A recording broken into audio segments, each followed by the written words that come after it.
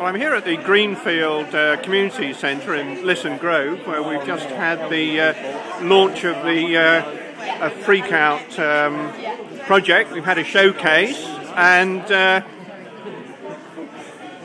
here's Jenny Irish, who's the project manager for Freak Out. Just recap on what we've been seeing here. Okay, so tonight's event has been a celebration of three groups of beneficiaries' work that has taken place across Westminster in the last 3 months. We've worked with 32 people in total and interviewed another 90 on top of that. We've worked with 15 young people, and we've worked on 2 intergenerational projects where older members of the community have been helping younger members of the community learn more about timekeeping and also about technology, and the younger people have been helping the older people as well learn more about new technologies. And it's been about maps and photographs and mobile phones, and I think one of the participants on the course would like to say hello and what you've been doing. Yes, I really enjoyed it. I thought it was fantastic. I had lots of help, and it was nice using phones and videos and doing things on the computer, which I'm not really au fait with, but it was nice to get on with it. So you were going around and kind of mapping the area with photos and then getting that on the mobile phone? Yes, I didn't actually go out on that particular thing, but I've done lots of things inside. Yeah, no, it was very interesting. Great. And Vivendi, I think, is one of the sponsors. Is this a good one for Vivendi? It's a very good one for Vivendi. We're very proud of what had been shown tonight. And Vivendi is very keen to technology and innovation and creation, and everything was here tonight, and we're very proud. Great. Let's go and see if we can talk to Melissa Bliss, who's the artist who's been working on this. Hello. Can I be a little bit cheeky and interrupt here and talk to Melissa Bliss, who's a participative artist who's been working on this project? We've heard the scope of it, but in practice, what were people doing? Well, we did 2 things working alongside each other. One was walking around the local area and exchanging stories that we knew about the area from people's own memories and from what they'd heard from other people, and that was backed up with a visit to Westminster Archives, where we went and looked at material relating to the local area. Then we were going out and taking photographs and video and sound recording. And often that was quite targeted. So if they were interested in a particular building, maybe a shop that they remembered being there for a long time, we'd go in and interview the people who ran the shop. Or one of the groups I was working with was around Westminster Abbey, so we went into the clerical outfitters' shops and were interviewing them. And then people put together all of those pieces to make videos and slideshows. And that ended up on mobile phones? Yes. Fantastic. I don't know if there's anything still on a computer we can have a look at. I think they've probably closed down now, have they? Let's see. Mr. Moe? Yeah. Oh, here we are. Yes.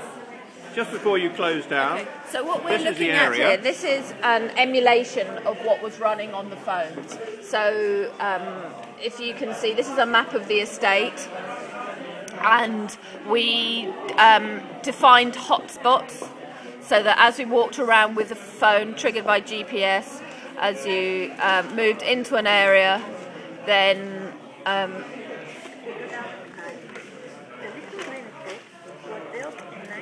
the video would be triggered.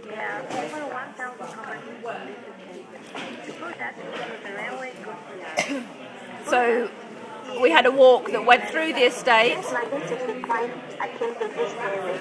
I had been shopping in the market a lot.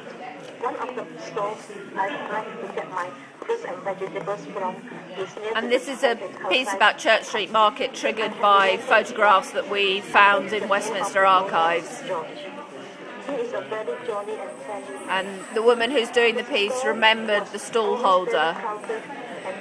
This guy here, who was very charismatic stall holder, who did a lot of the patter and then threw out fruit and vegetables to his customers. So we did. So technically, the participants were taking photographs. Oh, could we turn off the audio? No?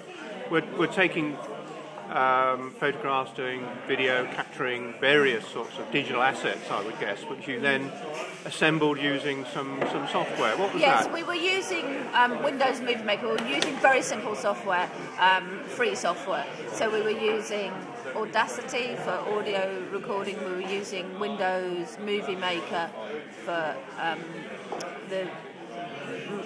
editing the video and putting together the pieces. There was also another group of teenagers who were working on Macs, and so they were using iMovie and Audacity. And then working with me and the rest of the artistic team, we'd sit down and they'd put the pieces together, either working on their own or in a group of two, to create a short story. And those pieces ranged from about a minute long to about 5 minutes long, and they were produced as videos. So, I mean, technically interesting, good fun, creative, but I'm hearing you earlier saying that quite a lot of interesting conversations, relationships in the community sparked by this. Yes, well, it was very interesting because the age range was 17 to mid-80s, and so a lot of, and we were together for a whole day at a time, so we met once a week for 6 weeks, and a lot of the interesting stuff happened in the conversations between people, the conversations between people who wouldn't necessarily talk in normal circumstances. So that sparked off, using the hook of what do you remember about the area, or what do you know about this building, that would spark off all kinds of conversations, in what we kind of loosely term community cohesion, and bringing people together, and because they have a purpose working together, it makes for really good, fruitful relationship building.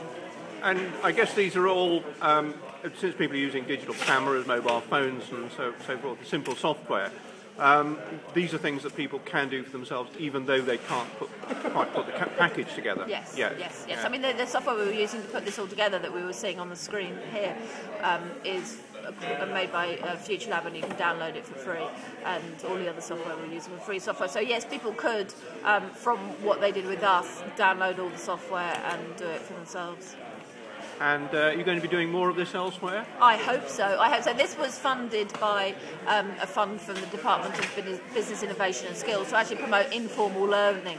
So against the trend of everything that's been happening for the last few years, that all learning must be accredited in informal situations, this was a fund to promote what we know anyway, that people learn quite effectively in informal situations. So it's a pilot scheme, and we're going to be reporting back to them, and hopefully this will lead to a slew of funding for similar projects around the country. I hope so anyway.